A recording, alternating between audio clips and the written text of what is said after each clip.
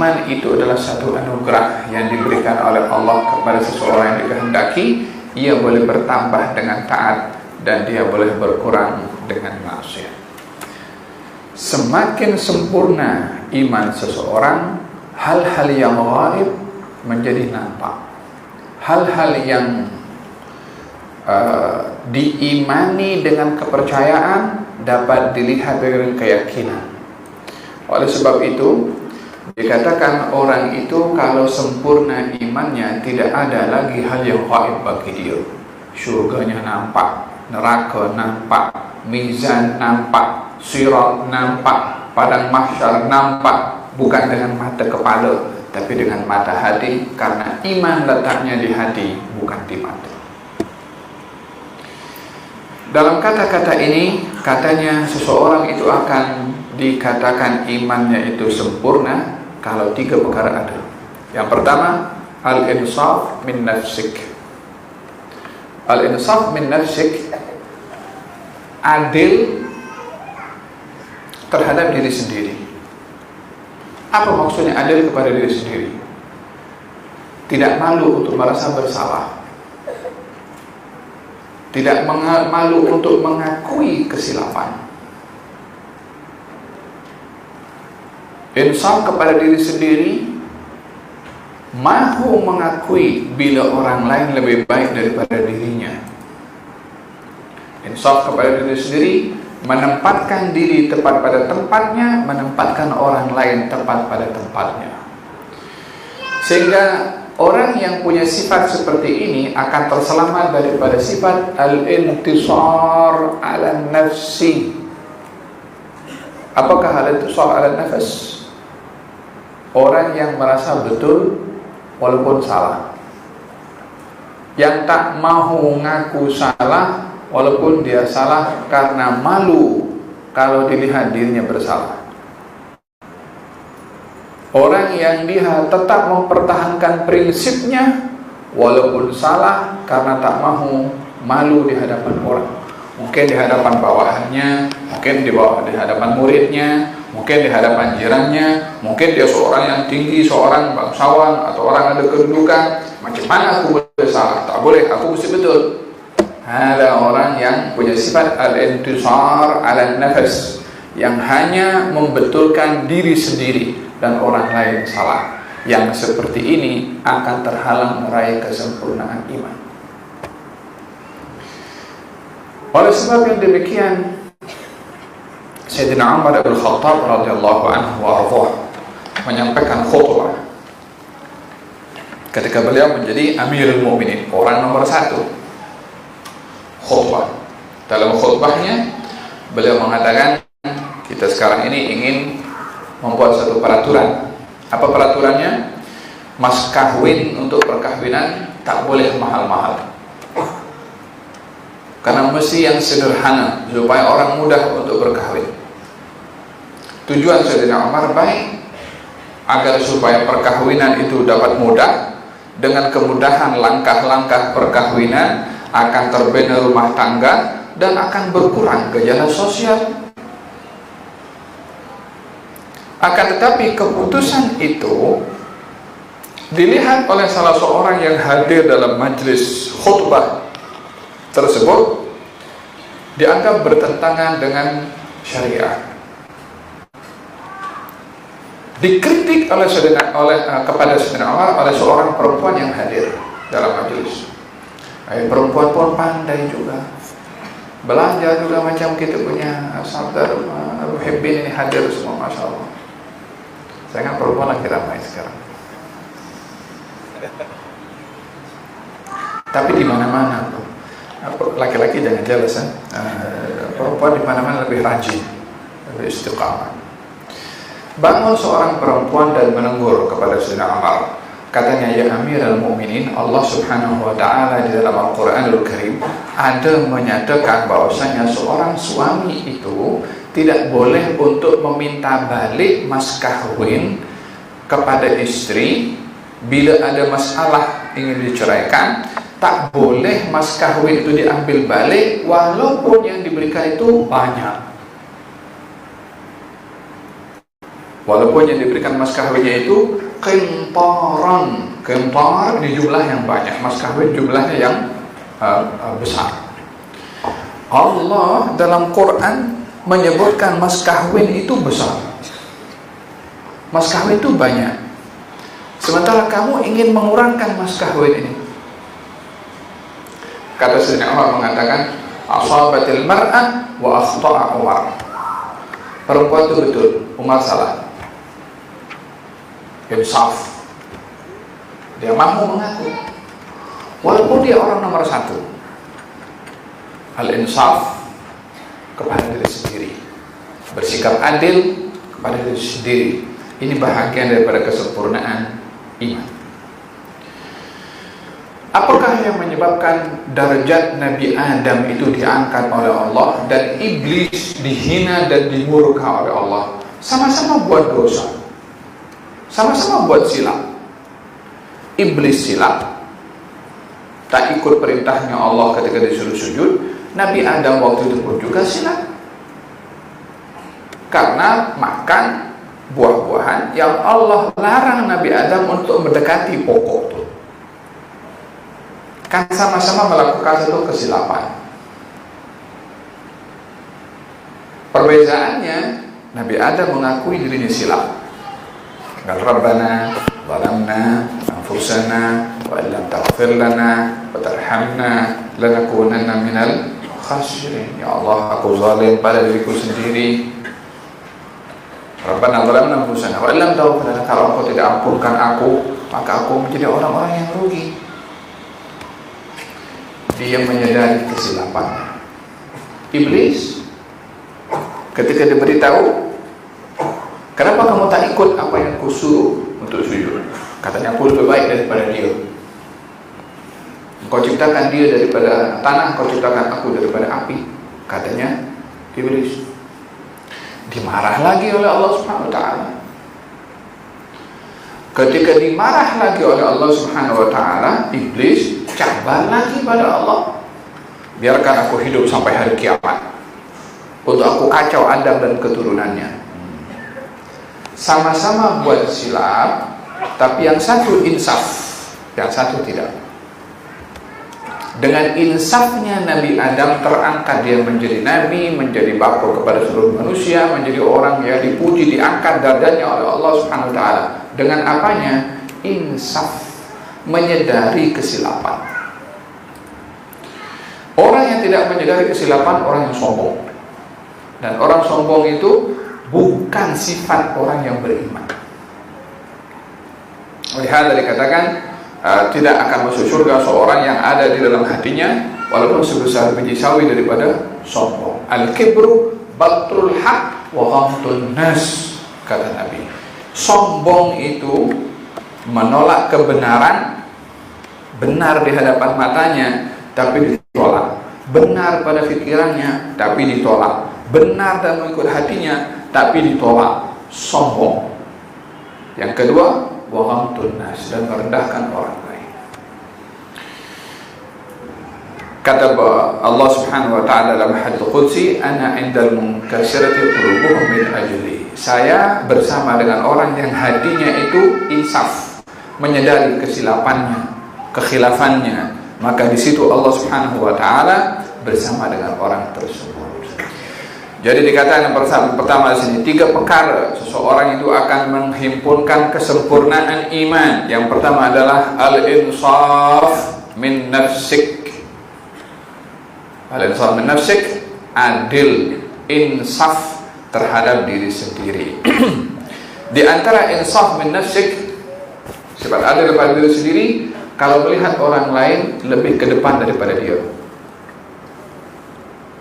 Dalam ilmu, dalam kemahiran, dalam skill, dalam ceramah, dalam belajar, dalam perniagaan, dalam berbisnis, dalam apa saja, orang lain lebih ke depan daripada dia. Bila dia dalam hatinya, ini orang tak betul, ini orang dia mesti tak boleh mendahului aku, ini orang problem pada dirinya. Sementara orang yang dia akan meraih kesempurnaan dalam iman, bila ada orang yang lebih ke depan daripadanya, dia menyadari, ya, aku lebih kurang kemampuan berbandingkan kepada dia. Bagaimana aku boleh ambil supaya aku boleh mampu seperti dia? Tak jealous, tak cemburu.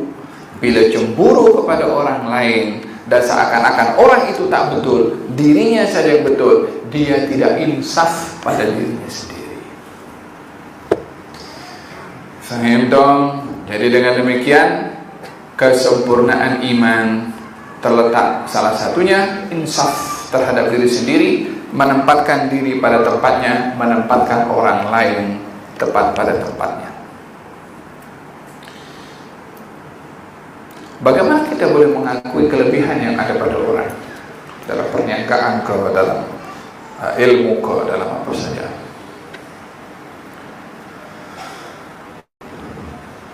Kita dalam melihat apa kelebihan yang ada pada orang, siapa yang bagi? Siapa yang kasih? Fulan sukses dalam berniaga, fulan pandai dalam ilmu, fulan berjaya dalam pekerjaan, contohnya. Siapa yang bagi dia berjaya? Siapa yang bagi dia pandai? Siapa yang bagi dia sukses? Allah Subhanahu wa ta'ala. Adakah kita mengatakan, Allah silap engkau, kenapa engkau tak bagi kepada aku? Ada kata-kata macam itu? Jadi dia yang silap, mana boleh Tuhan silap? Kalau Tuhan silap, siapa yang betul? Dengan begitu dia akan menyadari ini perbuatannya Allah. Allah tak disoal apa yang dia buat. Nak kedepankan fulan, nak kedepankan fulan, nak membelakangkan kita, itu kerja Tuhan. Kita hanya mengambil hikmah. Kalau benda yang ada pada orang itu baik, macam mana saya boleh menjadi baik macam dia? Tapi tak boleh komplain, tak boleh kritik, tak boleh merendahkan orang demi untuk meraih kesempurnaan iman.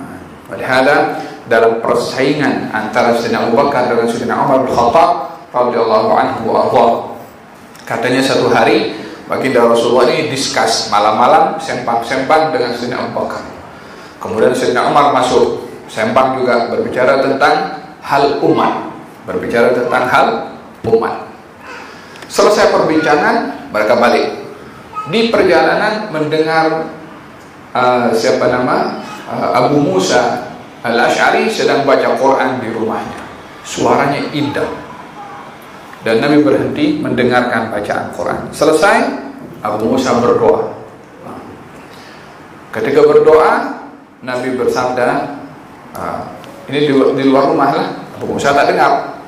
Katanya, berdoalah kamu, doa kamu dikabulkan. Berdoalah kamu, doa kamu dikabulkan. Berdoalah kamu, doa kamu dikabulkan.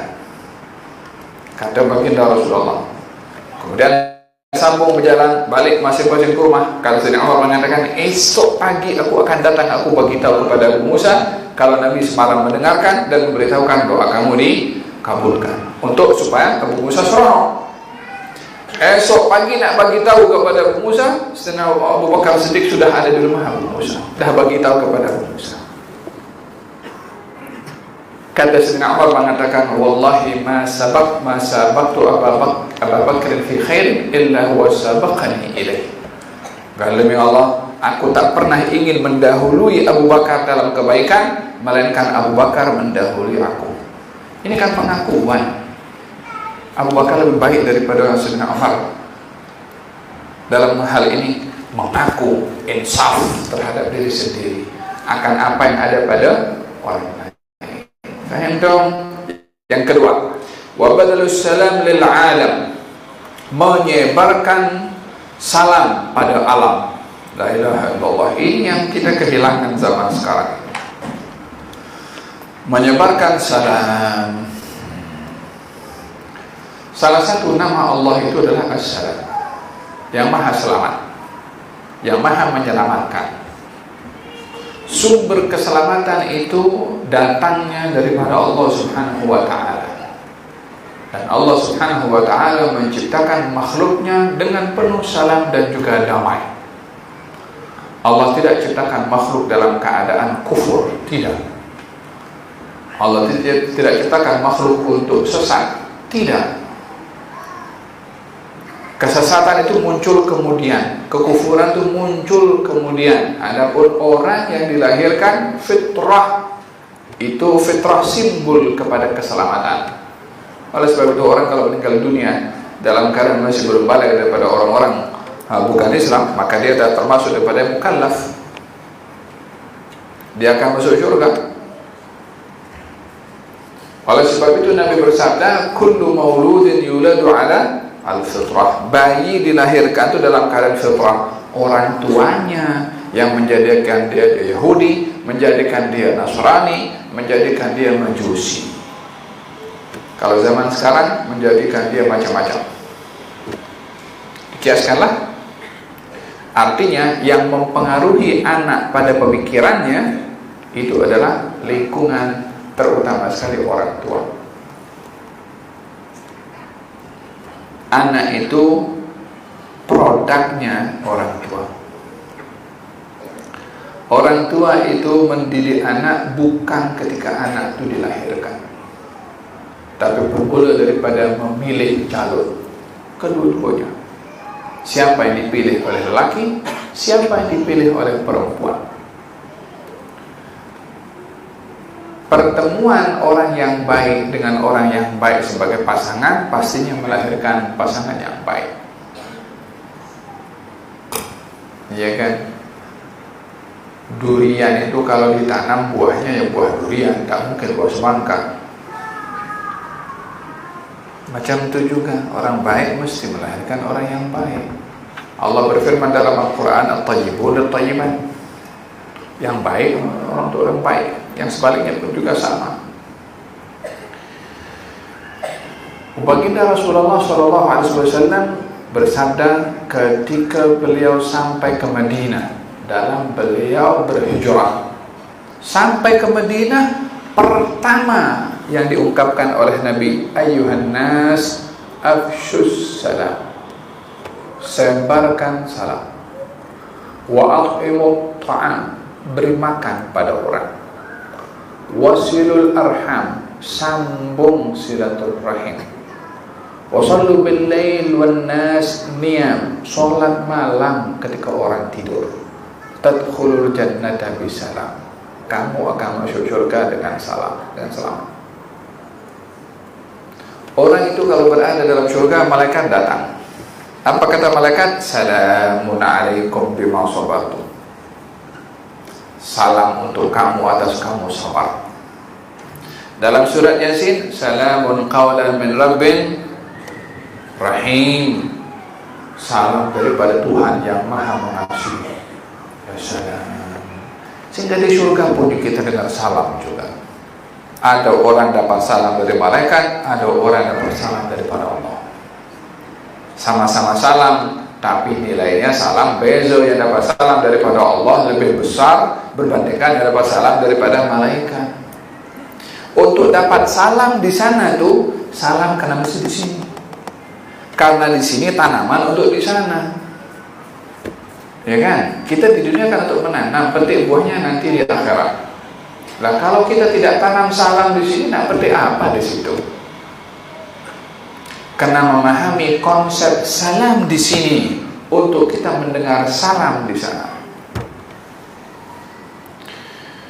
Oleh sebab itu baginda ketika sampai ke Madinah, wahai manusia, sebarkan salam, beri makan pada orang, sambung tali silaturahim, sholat malam, maka kamu akan masuk surga dengan salam. Itu sabda Nabi ketika sampai ke kota Madinah. Apa arti salam? Adakah assalamualaikum? Kita punya zaman sekarang pun juga assalamualaikum warahmatullahi wabarakatuh. Balik rumah kita umpat dia, maki dia. Ayat tadi baru salam. Apa arti assalamualaikum? Arti assalamualaikum adalah kita menjamin selamat pada orang yang kita sampaikan salam.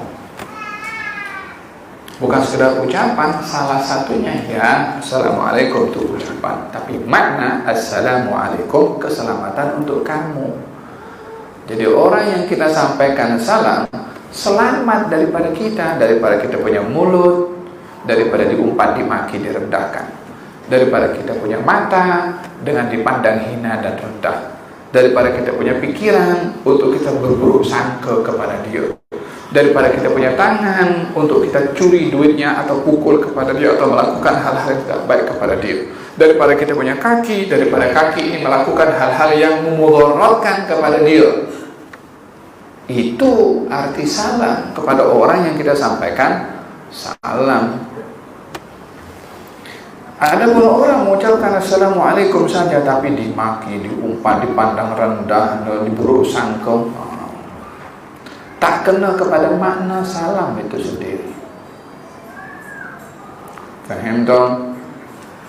Pada kata-kata ini katanya assalam, kata baginda Rasulullah SAW, beliau bersabda, kaitan salam dengan iman.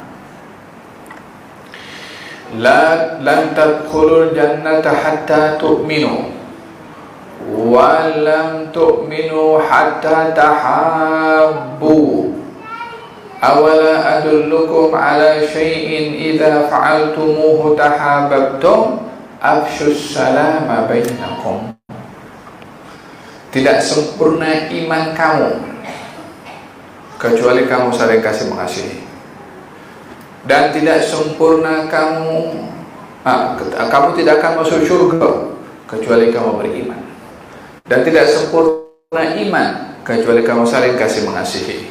Maukah kamu aku beritahu perbuatan yang kalau kamu lakukan kamu saling kasih mengasihi? Kata Nabi, sebarkan salam di antara kamu. Sebarkan salam di antara kamu dengan makna yang saya sebut tadi, bukan assalamualaikum saja. Orang yang kita sampaikan salam itu selamat, aman daripada kita punya bahaya. Itu hakikat salam. Jadi dengan demikian ada kaitan antara salam dengan iman, sebagaimana saya jelaskan sebentar tadi. Dan dalam hal ini katanya badrus salam lil alam, menyebarkan salam pada alam, bukan kepada orang saja, kepada alam.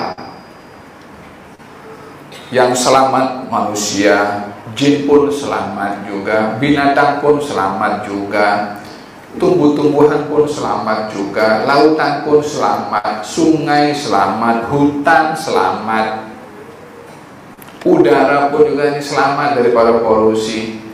Ini kan badrus salam lil alam, menyebarkan salam kepada seluruh alam.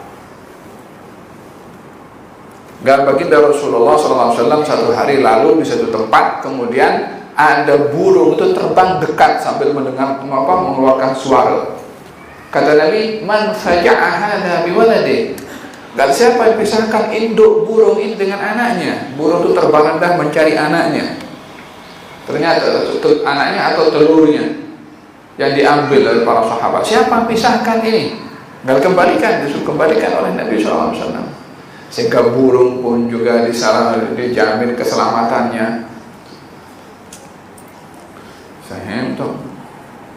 Kalau ada seekor onta datang kepada Rasulullah menangis. Onta menangis. Kata Nabi, siapa Tuhan punya onta ini? Katanya Rasulullah SAW mengatakan, katanya onta ini mengadu, kerjanya banyak, makannya sedikit. Kita ada Kementerian Buruh itu kan, kalau orang nak tuntut, kalau majikan tak adil, ada tak orang tuntut kalau binatang yang ini tuntutannya ada, kita dengan Tuhan, bukan agensi. Orang boleh selamat, boleh tipu pun di dunia, tapi di akhirat, faham tuh, di akhirat nanti orang yang zalim pada binatang itu di akhirat akan tuntut kepada orang itu. Nanti binatang itu akan tengok macam mana dia akan dihukum oleh binatang itu sendiri. Jangan dikira sepak anjing ke, sepak ayam ke, atau adu ayam ke, lepas itu khalas selesai masalah, dia selamat. Lah. Nanti ayam itu akan adu dia tendang itu, nanti hari dia kena tendang juga. Karena tadi tudan, macam mana kamu berbuat itu kamu akan dibalas. You pikir ayam itu you yang buat? Ada Tuhannya. Dia akan tuntut, dia akan hukum, dia maha raja, dia maha hakim daripada segala-galanya. Kalau itu kepada binatang, apatah lagi kepada manusia, apatah lagi kepada orang-orang beriman. Jangan dipikir itu yang sekarang hantam orang-orang Palestina dengan yang dipenjarakan, diseksa macam-macam. Kita tengok musim sejuk, dibuka pakaiannya, makanan dibagi sikit saja, satu hari hanya sekali makan, tak boleh tengok matahari sekian lama. Dipikir akan berlalu macam tu. Tak ada Tuhan di dunia ini, dia boleh buat apa saja, tinggal tunggu masa. Itu dalam Quran Allah Subhanahu wa taala berfirman tentang Firaun. Mula daripada tenggelam Firaun itu di laut dan mati, Allah Subhanahu wa taala azab dia mula daripada dia masuk alam barzakh. An-nar, neraka itu dikedepankan kepada Firaun ghuduwan wa asyiya, pagi dan petang, 24 jam azab kuburnya Firaun mula daripada mati sampai sekarang. Hanya Allah yang tahu dan Firaun yang rasa itu macam mana dahsyatnya adab. Macam itu juga yang masing-masing nih, yang menyeksa kalau tidak diberi hidayah oleh Allah, kalau tidak bertaubat satu hal, itu urusan dia dengan Tuhan. Tapi tidak ada perkara yang miss daripada balasan Allah Subhanahu wa taala kepada orang yang taat dan juga kepada orang bermaksiat. Jadi pada yang kedua ini adalah badrus salam lil alam, menyebarkan salam kepada alam. Mulakan diri ini untuk menyebarkan salam diri kita dengan orang yang paling dekat. Kita ini nak sebarkan salam kepada alam. Kalau di rumah gaduh hari-hari, pagi gaduh, petang gaduh, dan sebelum tidur 3 kali satu hari. Nak cipta salam macam mana? Macam mana kita akan ada salam dengan jiran kalau kita tengah-tengah keluarga bergaduh? Macam mana kita akan salam dengan kerabat yang jauh kalau dengan yang dekat kita tak boleh salam? Mulakan salam dengan orang yang paling dekat dengan kita. Jadikan orang yang paling dekat dengan kita orang yang paling selamat daripada bahaya kita. Barulah kita akan menyebarkan salam ke luar. Oleh hada baginda Rasulullah SAW masuk rumah, Assalamualaikum warahmatullahi wabarakatuh. Kamu kalau masuk rumah ucapkan salam, karena Allah akan memberikan barakah kepada penduduk rumah. Barakah ini mengurangkan perselisihan rumah tangga suami istri. Coba perhatikan orang kalau banyak bergaduh di rumahnya, mesti kurang menyampaikan salam di rumah. Di sini tak adalah, tempat lain mungkin. Intinya keberkatan itu kepada rumah akan menyebabkan kedamaian kepada orang yang ada dalam rumah. Wasilahnya assalam.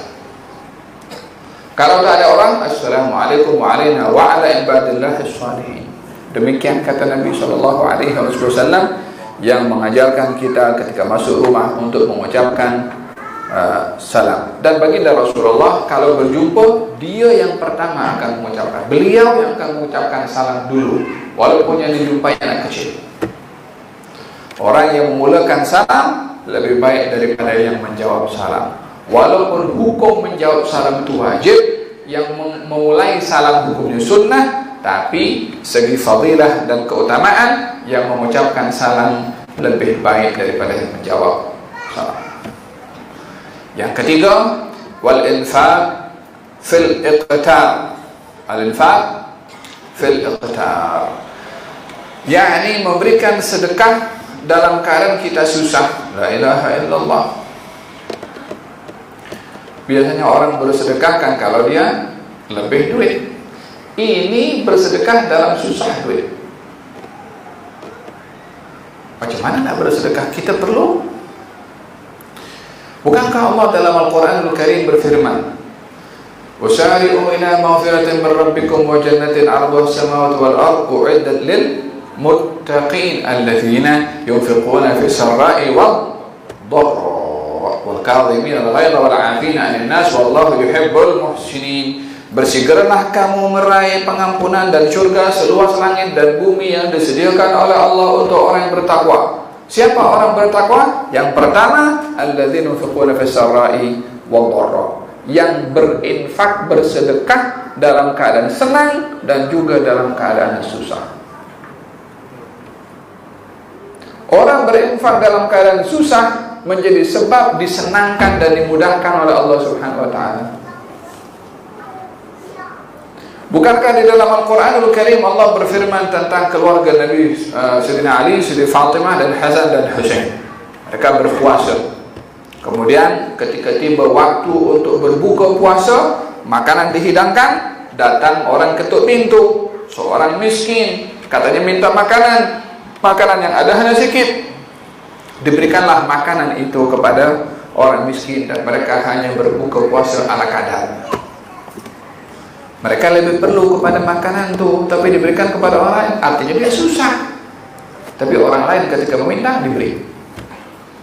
Esok hari puasa lagi, nak berbuka puasa, orang ketuk pintu, anak yatim. Subhanallah, datang tak nak buka puasa. Kita kalau nak buka puasa, ada orang ketuk pintu kan geramnya. Apa pun tak tahu udah kau, nak buka puasa. Akhir puasa pun jadi batal nanti karena maki orangnya. Diuji kita punya kesabaran. Anak yatim datang, katanya lapar, berikan makanan itu. Hari yang ketiga ketuk pintu, tak nak buka puasa. Seorang tawanan diberikan juga. 3 hari mereka itu memberikan makanannya untuk buka puasa kepada orang lain di saat mereka perlu kepada makan itu. Susah mereka. Artinya mereka bersedekah dan berinfak dalam keadaan mereka susah. Wa yut'imuna, turun firman Allah, wa yut'imuna ta'ama ala hubbihi miskinan wa yatiman wa asira. Innama nut'imukum liwajhillahi la nuridu minkum jazaa'an wala syukura. Inna nakhafu min rabbina yawman abusan qamtarira. Fawqahum Allahu syarra dhalika al-yawm wa laqahum nadratan وسرورا وجزاهم بما صبروا جنة وحريرا متكئين فيها على الأرائك لا يرون فيها شمسا ولا زمهريرا ودانية عليهم ظلالها وذللت قطوفها تذليلا يطاف عليهم. Subhanallah, ayat 4, 5, 6, 7 ayat menceritakan tentang keluarga baginda Rasulullah SAW yang menginfakkan makanannya di saat mereka perlu kepada makanan itu. Jadi kalau ini ada perintah atau anjuran berinfak dalam keadaan susah, apatah lagi kalau dia mampu tak mau berinfak. Kedekut bin bakhil.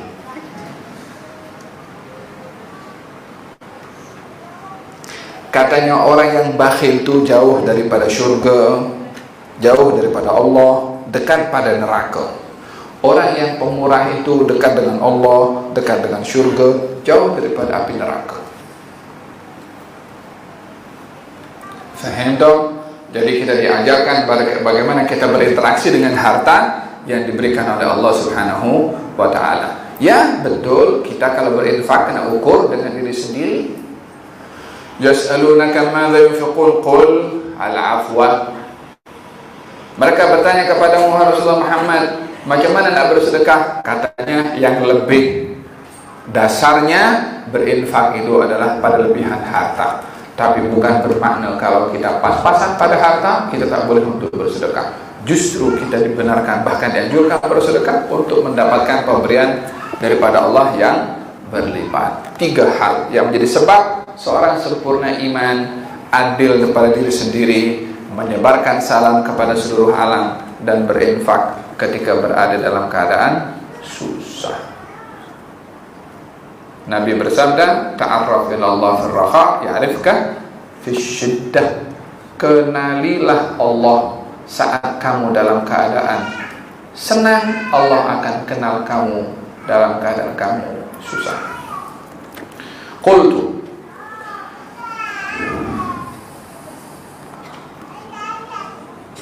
ini dia punya syarahan lah. Nah, ayo gerak Ustaz.